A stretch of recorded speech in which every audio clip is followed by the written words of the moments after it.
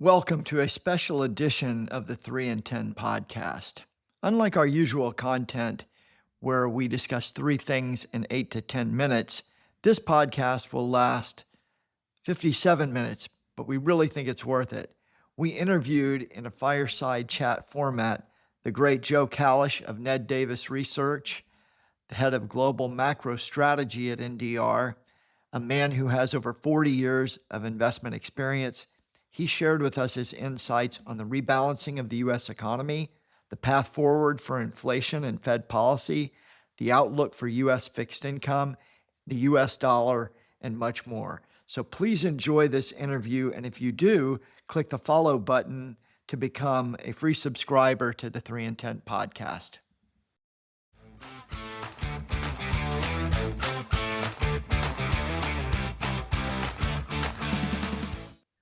Welcome to another Capitol Creek webinar on investing. We're recording this on Tuesday, August 5th at 11 a.m. Eastern Daylight Time. Our guest today is Joe Kalish, the Chief Macro Strategist at Ned Davis Research. I have known Joe for over 20 years. I am a big admirer of his work. I find him to be flexible, innovative, and rules-based, just the kind of guy I like to read. He has over 40 years of investment experience and I would say wisdom. And when Joe publishes a report and I see it in my email box, I literally stop processing email and I go right to that piece and I read it. So Joe and I will conduct a fireside chat today. We'll just do basic Q&A on the overall investing landscape. We're going to cover everything from Fed policy to the BLS and everything in between. We're going to do this in approximately 45 minutes. So Joe, welcome to this webinar and thank you for being with us today. Well, thank you, Scott. It's a pleasure to be here and thanks for the kind intro. Well, I'll start with the first question being, We've been pretty quiet on the monetary side in terms of policy, but we've had a tremendous amount of fiscal policy and action out of the executive branch and even Congress. We've had a consumption tax placed on the U.S. economy in the form of tariffs. We have had a very strong, muscular enforcement of immigration. We have passed, the administration has passed the One Big Beautiful Bill. And now it seems like we're hopefully on to deregulation, what we hoped, many of us market participants hoped for in the early days of the administration. So with that big burst of policy action, how does that affect, when you net it all out, how does that affect the investment backdrop for the next 1 to 2 years, in your opinion? Yeah. So overall, the bottom line for me is I think it'll have a positive impact, but there's a lot of moving pieces here, Scott, and we really don't know for sure. But let's unpack some of these things that you just talked about. And it is really about, this whole year has been about government policy. So on the tax front, there's been several items that have reduced taxes, particularly things like the no tax on tips and some of the no tax on Social Security. So those are all beneficial. I really particularly have been focusing on the full expensing for capital and equipment, capital investment, R&D, domestic factories. That could be a really powerful impact that we're probably not going to see immediately. Probably going to take a little bit of time to see that. And so those are all positives. Then you still have the spending, and there really wasn't enough on the spending front. And there's a lot of negotiation, and there were some cuts, on Medicaid, and some of these really don't start to take effect until after the midterms.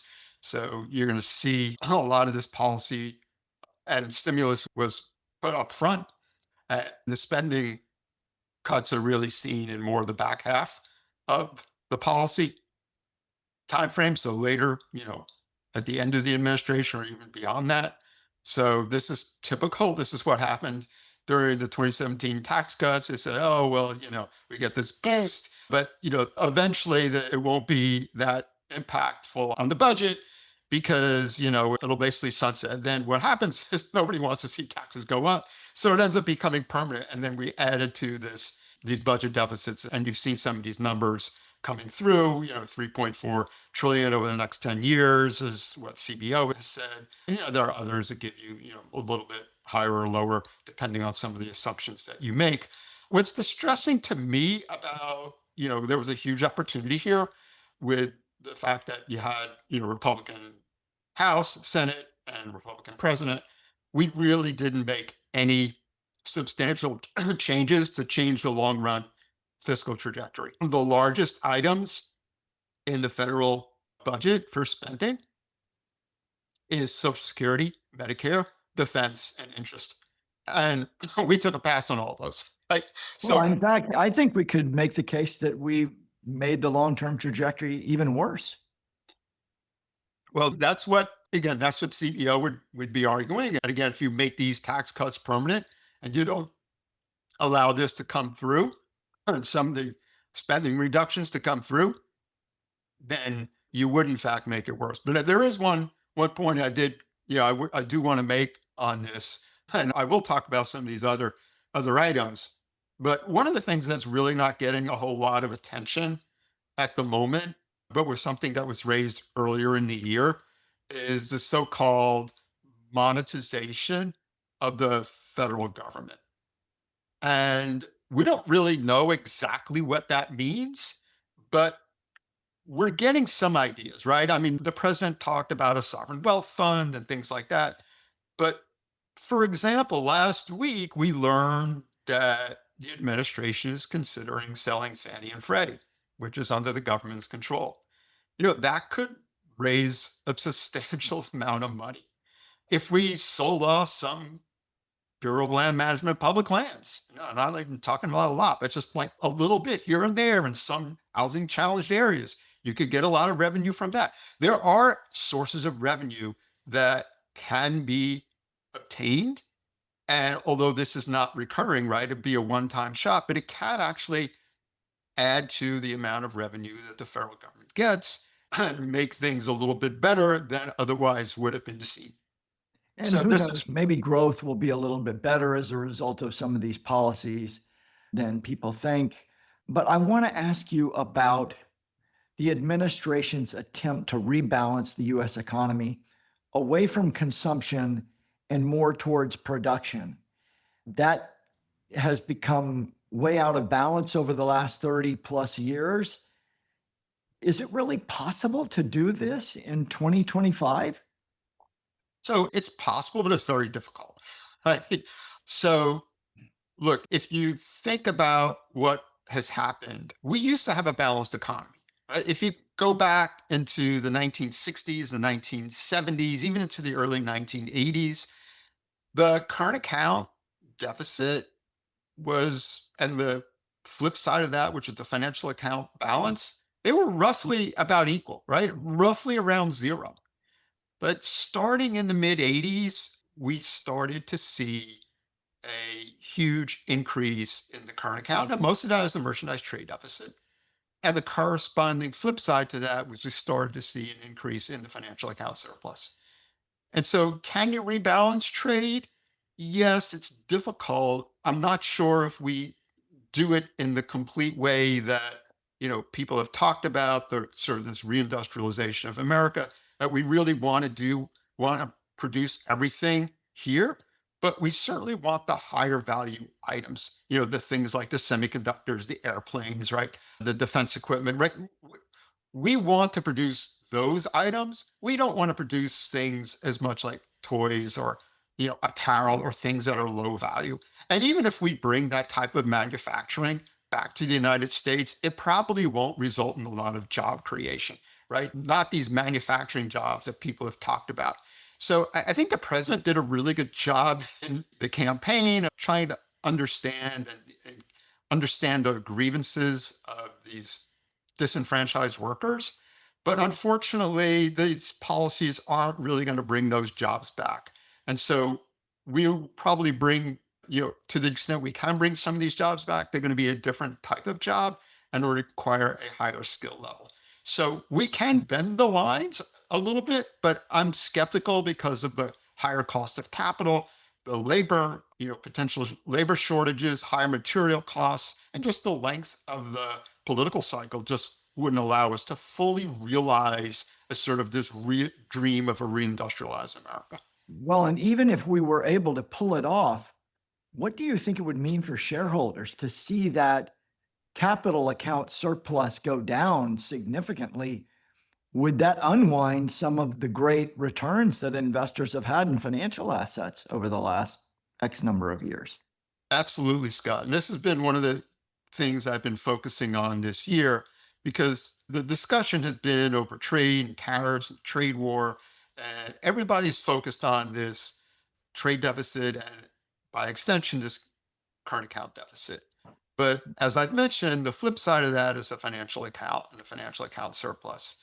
And so, you know, the president says, look, we're getting ripped off. We're being taken advantage of on the trade front, and we want to shrink that trade deficit. But if you do that, you're also going to shrink the financial account surplus. And that financial account surplus, so we have benefited from this current account deficit in a couple of ways. So, first of all, we've gotten a lot of goods more cheaply than we can produce them here, and some of them are better quality. So, that's one thing. But secondly, when we spend this money on these other goods, right, that money comes back to us in the form of this financial account surplus. And that's the money that gets invested. That's what I've been focused on this year. And so this is about investment flows. And so those flows have kept our interest rates low and have boosted our asset prices and made us wealthier. And so I'm Be careful what you wish for, I think. yeah, yes. I just, if your audience can kind of, envision this a little bit, and because I think this is kind of an important chart for me that developed, I mapped out household net worth, right, as a share of GDP on top of the financial account as a share of GDP. And they're pretty well correlated. So we've household net worth has gone up as the financial account balance has increased. Now, if we go back to that period that I mentioned at the beginning, where we had a balanced economy in that period in the 1960s, 1970s, and early 80s, household net worth as a share of GDP went down, right? So it's not such a great environment for us as investors, particularly for those of us who are more accustomed to this post GFC world where returns on equities have been about 15% per annum. Like that's huge. If you go back to that balanced world, the returns are vastly different. The gap between equities and other asset classes is much narrower. We're talking about maybe about 8.5% per annum on stocks instead of 15% per annum. The gains on bonds were a little bit better, but they were less than cash and less than inflation. So it didn't really help anybody. And so we saw, because of this tremendous need for capital, if you think about what was going on in the 60s and 70s with the baby boom generation coming of age, and we needed all this infrastructure, right? We needed the roads, we needed housing, we needed places to work, we needed the factories, we needed the hospitals, and we're running the Vietnam War at the same time for the most part of that. There was a tremendous demand for capital that we were running at the time. And so the returns on real assets were actually higher during that period. No. And the returns on financial assets were lower. So we were actually draining that liquidity out of the financial markets to pay for this infrastructure that needed to be built. And that's what ended up happening. So yeah, be careful what you wish for, Scott, is kind of something to keep in mind here, because rather than relying, and I think this is the key point, rather than relying on foreign sources of capital to build this out, we're going to have to rely more on ourselves, domestic sources of capital. And those sources can be a little bit more price sensitive than governments that are buying US treasuries.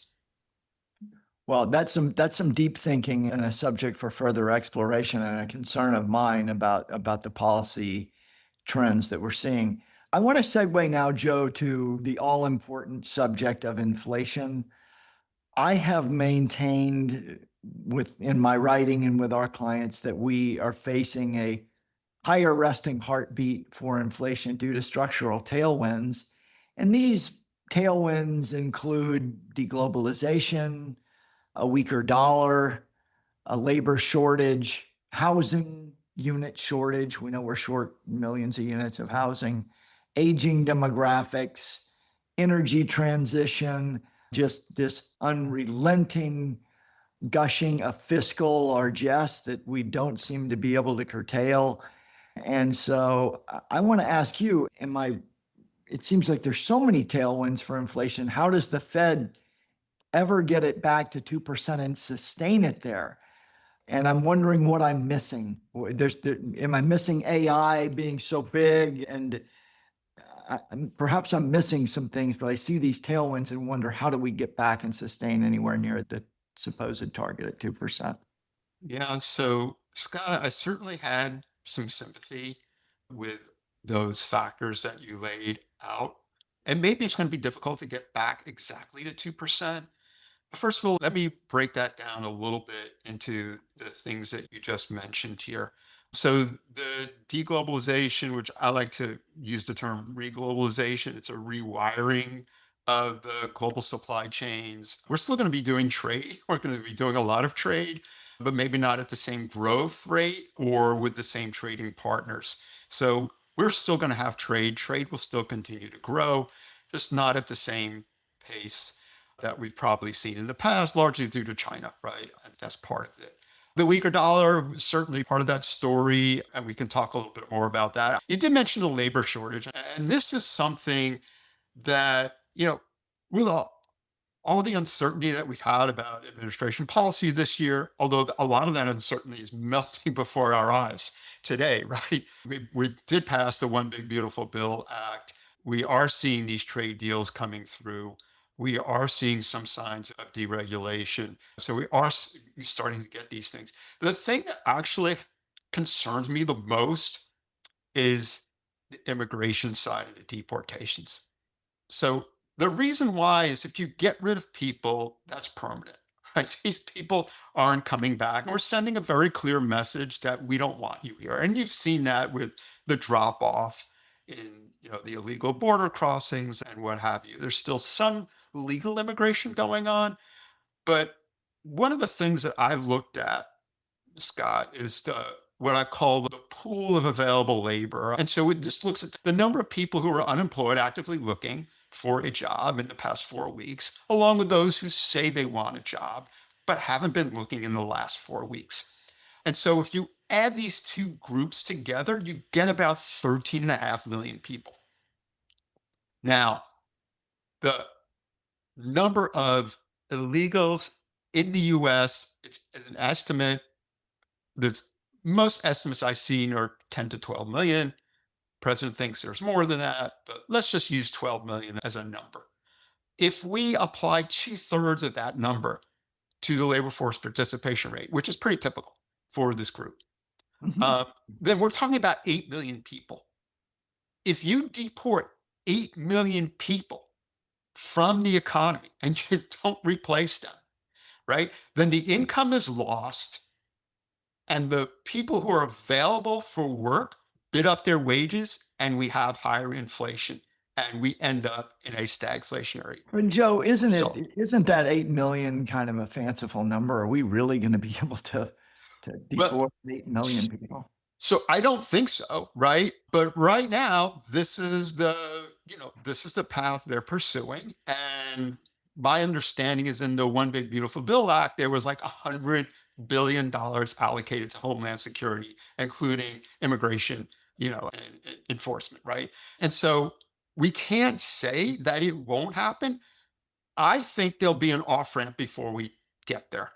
And this is the feedback mechanism. And maybe some of your clients are involved with this, but when it starts hitting his base, right? When people, because a lot of small business owners voted for the president, they largely lean Republican, but if they're going to say, look, you're taking my workers, I can't do my job, feedback loop comes back into the administration, then you can see changes in policy, but that's what has to happen. There has to be a feedback mechanism. But that's why I'm hopeful that we'll see an off ramp before we get there.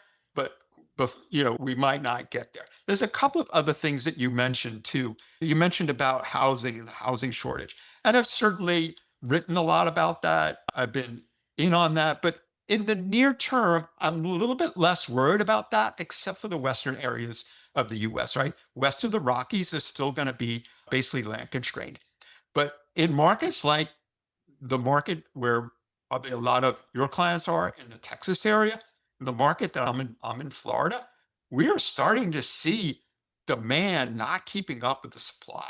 And we're seeing downward pressure on house prices and rents that actually can come through in the coming months. And I think that makes me somewhat hopeful that excluding the tariff impacts, that we will start to see inflation move down. The third thing I wanted to really mention, which you mentioned, which we're really big believers in, is the technology piece. And when I look at long-term inflation expectations from 5 out to 30 years, it's really hard to see CPI inflation above 2.5%. And CPI inflation is not the Fed's target. As you know, Scott, the Fed's target is PCE inflation, which tends to be at least 25 basis points, but if not 50 basis points below the CPI. And the reason why I think people are somewhat sanguine about the long-term inflation outlook is due to automation, robotics, and artificial intelligence. I mean, we're just discussing in our own internal meeting earlier today, the applications we can have for artificial intelligence. So we're not going to need the same number of people. The productivity in our firm is going to go up, even though we might not hire anybody. And so we'll all be much more efficient and we'll all be much more productive than we are right now.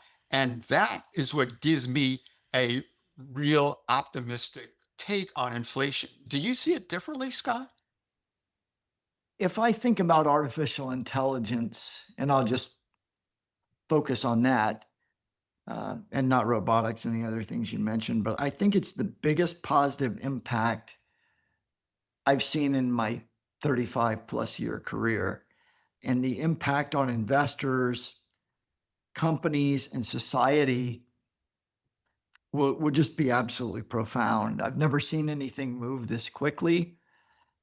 I see it in my daily work life like you do at your company. I hear about it in the corporate earnings calls that I listen to. I always try to listen to, in the heart of earnings season, I'll listen to 3 to 5 earnings calls per week.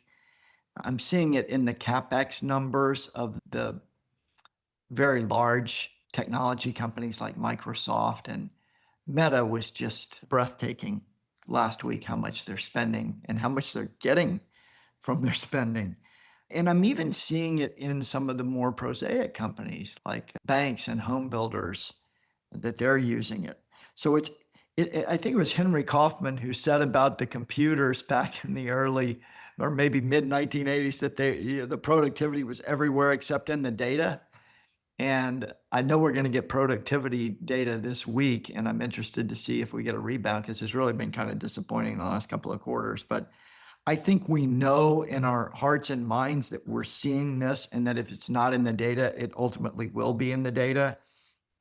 So I agree that it's going to change the demand for labor. The demand for labor is just going to be different going forward. And I worry a little bit about the entry-level workers, because AI can do some of their jobs.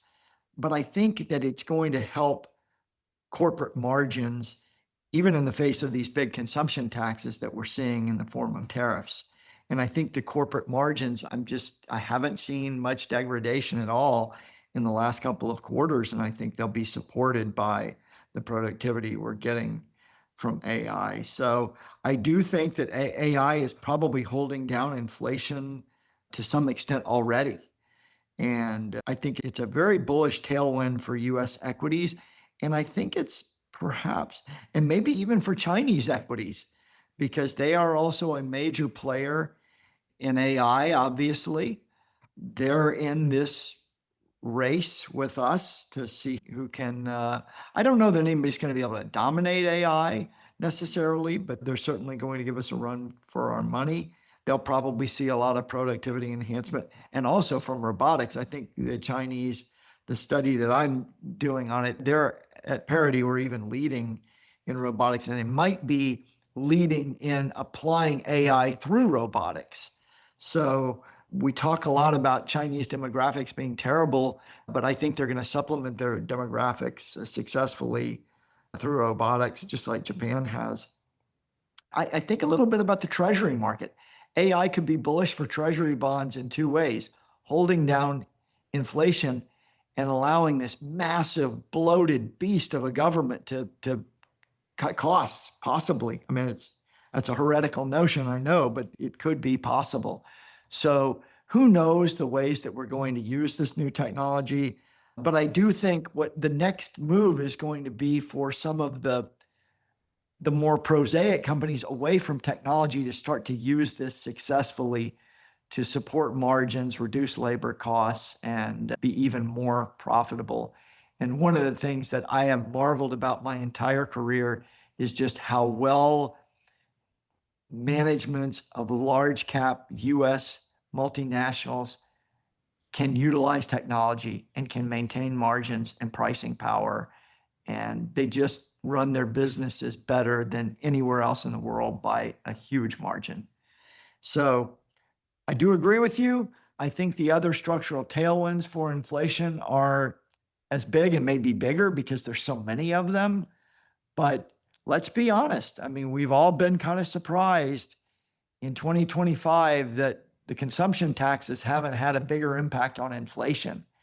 And so we'll see in coming quarters. I think it will start to show up because I think corporates have been so confused and traumatized by the rollout of the consumption tax policy that they haven't really been able to get a footing.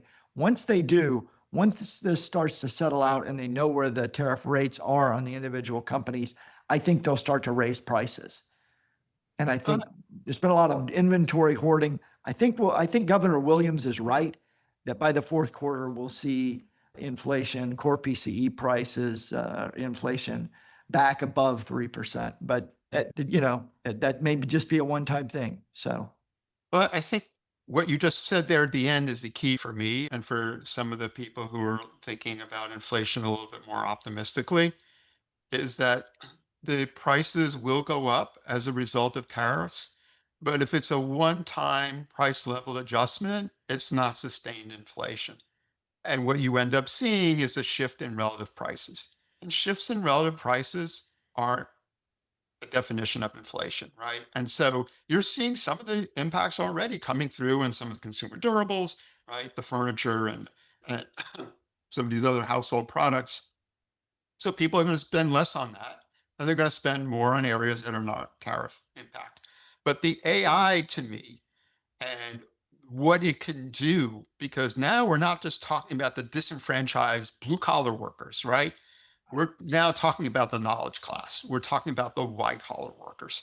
And if literally everybody's job can be under threat because of AI, or a large number of people's jobs can be under threat from AI, it's going to make it very difficult for people to bid up their wages. And ultimately, it's wage growth that leads to sustained, you know, higher levels of inflation. And if we short circuit that, then we really can't have a sustainably higher inflation.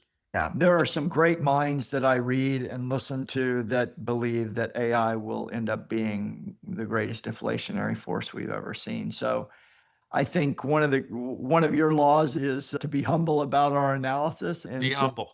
I think we're both full of humility about what this could mean. It may be bigger than we can even imagine. I want to segue now into something that you have spent a large part of your career analyzing, and I think you're actually one of the very best out there at analyzing the all-important US Treasury bond market. And as a strategist at Capitol Creek, I've had a neutral on this asset class for most of the time, my 3 years at Capitol Creek, because it's just kind of been a sideways market. And I've maintained that we're really on 10-year US Treasury notes, we're clipping coupons at whatever, 4.25, 450, somewhere in that range. We've been in a long range for the last 2 years. Let's call it 480 to 360. And are we just really just clipping coupons in the Treasury bond market? And why should investors even bother having Treasury bonds in their portfolio at this point if we're just clipping 4%? We are clipping coupons right now. And let me just, you know, start with sort of backing it up is why would people want to buy bonds? And particularly long duration bonds, right? Because that's been sort of this portfolio diversifier idea. And so that's why people would want to have bonds in their portfolio. But if we think about why we would want to own bonds and buy longer term bonds, it's really for two reasons. One, you expect a recession, right? So if you're going to have a recession, the demand for credit and the demand for capital is going to collapse, and therefore interest rates plunge. The Fed ends up cutting rates. And, that is usually a good time to buy bonds when you're, expecting a recession or heading into a recession. So that's one. And the second would be if we were to see a sustained drop in the inflation rate. Now, you and I have just talked that maybe inflation will come down a little bit, probably maybe not even go below 2%. But, considering where we are right now, we're not talking about a major move in inflation, right? We're not talking about the 1980s where we're coming off of double-digit rates of inflation. And if you get it down to, the low to mid single digits, like that's a huge move. So I don't have the same tailwinds behind a long bond trade that we would have or that we have had in prior periods. So now it becomes just case for portfolio diversification to guard against those risks, right? To guard against sort of the deflation risk or recession risk. And so the question I would ask people and ask investors is how much of that risk do they need to diversify from? And are treasuries the best or most efficient way to hedge against that risk? And so if we're trying to, this was part of the problem in 2022. People saw, oh, well, the economy might go into recession, although there's a lot of people nervous about that. We came pretty close, but bonds weren't a good diversifier because inflation is what dominated that environment. And so if inflation is rising, stocks and bonds both get hurt. So it failed there. Where it works as a diversifier is if inflation is relatively stable. And usually if growth slows down, yields fall, so bonds pick up and vice versa. So that's kind of the ideal world. But probably most people have too many bonds and have too much income in their portfolios, right? They should probably have some, but again, they're getting income from other sources as well. They're getting income from dividends in their stocks. They may have some real estate investments or REITs or things like that spin out some income. So it actually can act as a drag on portfolio performance over the long term. So if you have too much of it. So this is something that I think all investors should be thinking about. And if you are worried, and I mean, we just sketched out a case here, Scott, of higher capital investments. Even if we're bringing some of this production back to the U.S. and we have some reindustrialization, not just of America, and then the remilitarization, not just of America, but of Europe, but of Japan, but of other countries around the world, we're going to have a greater demand for resources. So we could maybe have some of these diversification aspects of investing through other asset classes. And real assets is one of those things. How do you think about that, Scott, in terms of using other asset classes to diversify your portfolio from the traditional bonds? Yeah, I love that question. I think Treasury bonds will, just to tie the loop on this, I think they will make up a smaller portion of our asset allocation over time. I think they're necessary in all portfolios for exactly the reasons that you laid out. We need ballast in portfolios. We need income in portfolios. We need recession protection, and we need deflation protection. What if AI does turn out to be the greatest deflationary force? So All of those things are reasons why we need, and not just fixed income, but treasury bonds. Because I remember in the crisis when treasury bond yields fell like a stone, but corporate credit yields did not, because they started to have credit quality issues.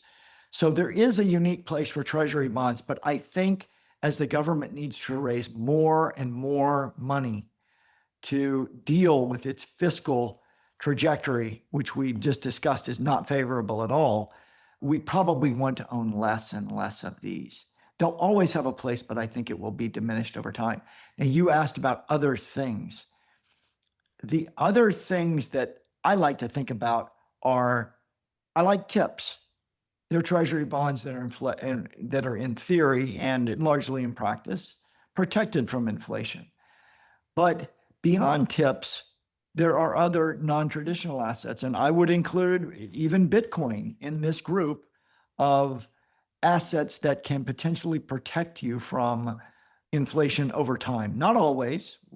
We saw Bitcoin go down a lot in 2022 when inflation raised, but we saw it go up a lot into the inflation. And then we think about physical assets like commodities. And I recently upgraded our view on the commodity asset class from neutral to overweight, really focused on the non-energy commodities, away from oil and gas, which I think are problematic from a supply-demand standpoint. But we believe in this commodity super cycle that is really driven by underinvestment, climate change, surging demand for power, driven by AI. AI is very hungry for electric power. Fiscal spending, just a massive amount of fiscal spending, which results in redistribution of income to lower income groups that spend a lot on physical things. Potentially higher inflation, deglobalization, weaker dollar. All of these things, I think, benefit physical assets and commodities. We live in a physical world. Increasingly in the United States, we're going to need to make things, and commodities provide diversification and inflation protection for one's portfolio. So I think they have a place in a portfolio. I'm not saying it's a double-digit asset allocation to the asset class, but I think they can help and augment a client's portfolio. And when I think about them, my favorites in order are silver, copper, gold, aluminum, and I'm less interested in oil and gas because I think it's oversupplied. We've got OPEC supply continuing to come on. We're producing the most oil and gas we've ever produced in this country through shale and great innovation in the oil patch. But I do really like those other commodities that are going to go into things like this largest dam that's ever been built in history by multiples over in China. China got themselves into a lot of trouble by overbuilding housing, but they're not going to stop building. That's what they do, and that's what they do well. They're just going to build other things like dams and massive infrastructure, which I think they've overbuilt that too, but they're just going to keep on doing it. So I'm bullish on commodities for the next several years for those reasons that I laid out. I think they are another way to protect yourself in a treasury market that may not be anything like we've seen from let's call it the 1981 to 2018 period.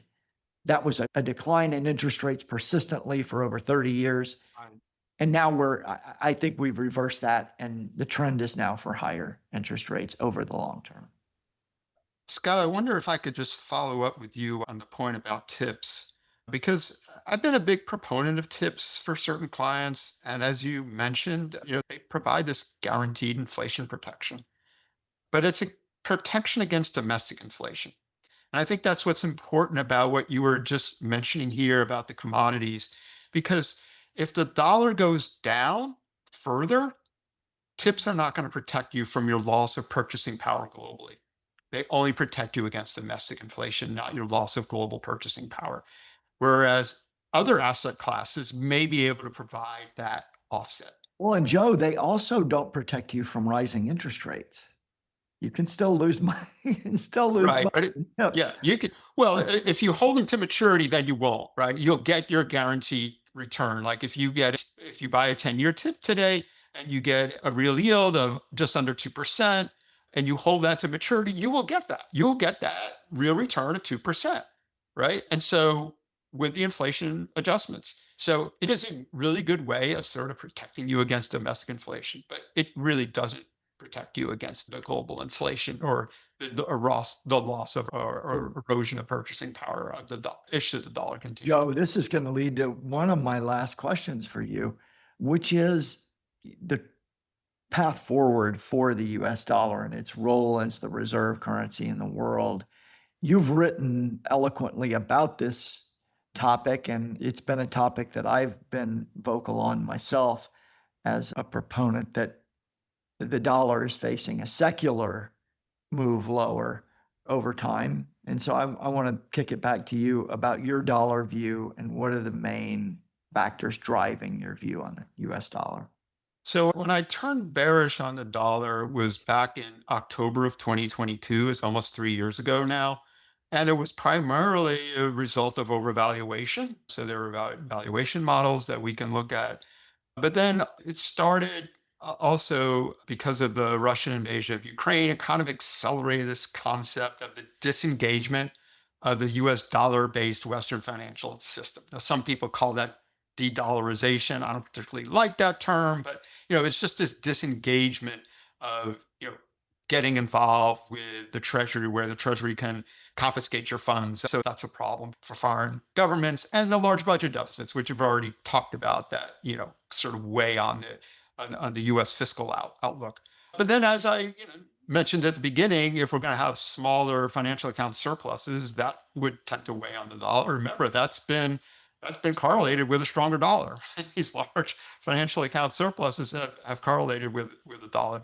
And then you've had this attacks on American economic exceptionalism, the attacks on various institutions, the policy upheaval that's going on under this administration. And the administration seems to want a weaker dollar. So they want to still keep the reserve currency status of the dollar, but to improve U.S. competitiveness, having a weaker dollar would certainly help their cause. So those are 7 reasons why I maintain a more negative outlook on the dollar. But, it's to kind of take us from this overvaluation. We're probably closer to fair value. We tend to see some overshoots of that and become undervalued. So that's why I've been maintaining a negative view on the dollar over the last few years.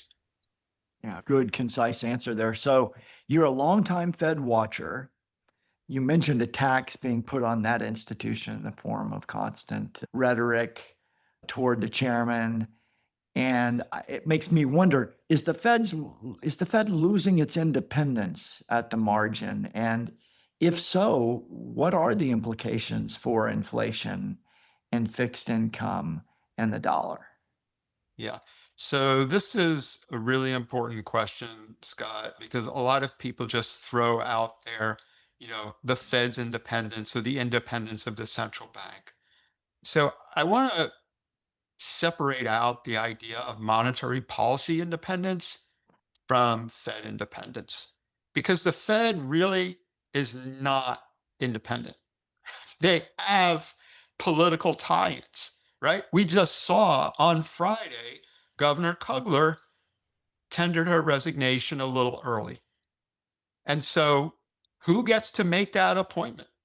It's the president, with confirmation from the Senate. It's not some bipartisan commission that says this is the best economist to put on the board of governors to fill that seat. No, it's a political appointment. So we can't just say the Fed is, not is independent. They're not independent, right? They clearly have an influence by who is hired on the board. And those are directly tied into the current administration, whoever the administration is in power. But what we should hold and preserve is the independence of monetary policy. Look, Trump ran on this, right? He called it Biden inflation. Nobody was happy with the inflation that happened post-pandemic because it's a tax on everyone. We talked about here the tariffs being a tax, but higher inflation is a tax on everyone. It erodes everybody's wealth and income and purchasing power. And so nobody likes inflation. And if we have independent monetary policy to arrest times where we might see higher inflation. We need tighter monetary policy to bring inflation down. You have to have a central bank that can do that, right? So as long as that part is still in place, then we should have some confidence that inflation is not going to get out of hand. Now, the Fed is a structure, right? It's a committee structure. It's not just the chair. The chair doesn't dictate policy. You have a very, good, diverse, smart group of people who, and some of them have different points of view, and that's okay. But you have a committee of 12 people, right? And so you have to have a majority to kind of have things move in your direction. But what can happen is the president can influence policy, right? He's already had 2 appointments from his first term. He could potentially have 3 more appointments. So we already mentioned Kugler. But, if Powell resigns and there's, been talk about whether Michael Barr is going to serve out his term or never, because he was the vice chair of supervision, which has now been replaced by Michelle Bowman. And so he could have 5 appointments of the 7 people on the board of governors. He can swing the conversation. So, should we be a little bit concerned about that? Maybe there is a little bit more of a tendency to let things run a little hot and, cut interest rates and see what happens. And so the result of that is maybe we have a little bit higher inflation expectations built in. Maybe we have a little bit higher inflation premium and a higher term premium, and therefore a steeper curve because we're really uncertain about what the future holds. So I think that's a perfectly rational and normal response to uncertainty about where monetary policy might be going. So, get taxed and maybe it doesn't change. Look, I'd like to be, Chair Powell and have his personal wealth that look, the president wants to attack me, he wants to attack me. Like, I'm just going to go do my job every day. Like, it's not going to impact me. And probably most of the people who are in these responsible positions at the Fed probably feel similarly. Like, we're here to do our job. We're going to do the best way we can. We don't have an agenda. We're not trying to hurt the economy. We're trying to help the economy. So, but I think if you put all that into a sort of, where the risks are that these constant attacks, do filter in. And therefore if you want to be conservative about it, you say, I need a little bit higher premium in order to make that investment. Joe, my last question is going to be about something that you and your firm have done some excellent work on. And the subject is liquidity. What is liquidity? Why is it so important for financial assets? And what, in your opinion and in your work, is the outlook for future liquidity through 2025 and 2026? So liquidity is extremely important for financial markets. It's the lifeblood of financial markets. And I think about liquidity in 3 different ways because there's different types of liquidity. And sometimes people just throw out this term liquidity like it's just one thing, but it's not. I mean, if we're talking about, trading on behalf of your clients, well, do we have enough liquidity in the market? Is there enough size and positions there so I'm not going to move prices that much, right? That's one form of liquidity. That's sort of a trading liquidity. Then there's a liquidity in the banking system, which we saw really come under strain a couple of times, right? We saw it in the Silicon Valley Bank, but we also saw it particularly during the global financial crisis. Do we have enough liquidity? At times during the pandemic, right? So the central bank had to provide, liquidity for the banking system, sort of a banking system backstop, so that we could keep the financial markets functioning. And then there's a third piece called economic liquidity. And this is what I kind of alluded to in the beginning, where we had sort of this tremendous demand for capital in the 60s and 70s, and we sort of drained that liquidity from the financial markets to move into higher rates of return. You can think of it in terms of internal rates of return that were higher in these outside projects from the financial markets. So we drained economic liquidity. Money went, right? Money supply, loan growth went into the real economy rather than into the financial markets. And so I think it's important to kind of understand the different types of liquidity because we have pretty good trading liquidity in some markets, right? People are trading ETFs, the popular ETFs, the Qs or SPY or things like that. That's not really an issue. People, those have spreads of 1 penny and people can trade those all day long without a problem. We have still pretty good, the Fed's still running with, abundant reserves and they want to get down to ample reserves. This is something that, we really haven't seen since this is something relatively new that we saw starting with the GFC. We ran basically short of reserves all the time. And people were borrowing, all these banks are borrowing reserves. That's how they got into a lot of trouble. And so we don't have that real, problem on liquidity. But in terms of the outlook, economic growth, look, we could be seeing, think about all the things you were talking about, the power plants that we need, right? The data centers, all of this requires long-lived investments, right? You don't finance this with bank loans. You do it with a 30-year bond or something like that. And so that's going to cause that demand, the higher demand for capital and competition for capital that we're now going to have to compete with the federal government. But so that could drain some of the liquidity that would normally be available for the financial markets. The other thing is that we're going to be seeing because we just passed this bill, we raised the debt ceiling, we're rebuilding what's called the Treasury General Account. And the Treasury General Account is the money that the Treasury uses to pay its bills. Well, they ran down that cash when we hit sort of the debt ceiling, waiting for this bill to be passed. And now they want to ramp that back up. You got to issue a lot of paper to rebuild that TGA. They're going to issue a ton of Treasury bills in order to do this. So we've gotten down to about 300 billion, and they really probably want a TGA of probably closer to about 800 billion. And so we're going to be taking 500 billion out of the banking system and out of the financial markets in order to rebuild the TGA. So that can cause, some dislocations in the markets over the near term. But I think it's important to, eventually that will stabilize and it won't be such a drain, but it is something to worry about over the next few weeks. And then to see what the demands are from the private sector. And I think this is the important discussion that maybe we didn't, pinpoint enough. But while we know the federal government is going to be borrowing a lot of money, we haven't seen a lot of borrowing from the private sector. So we really haven't been crowding anybody out. But to the extent that we want to do this reindustrialization, this remilitarization, and build out data centers and all these other things that require long-lived investment, then that's where your competition for capital starts to heat up. And that's where having a large federal debt that has to be financed actually constrains you. And so we should try to get federal debt down to allow faster creation in the private sector, which is one of the things the administration is, they're trying to get to, but it's hard to see how we're going to fully develop those plans as long as that federal debt remains at these levels. Well, Joe, I want to thank you for a really enlivening and intellectually stimulating discussion today, and for the excellence of your work and the great partnership we have with Ned Davis. Thank you, and I hope we can do this again sometime. Same here. I appreciate it, Scott. Thanks so much. Okay. That's all for now. Thanks, everybody, for listening.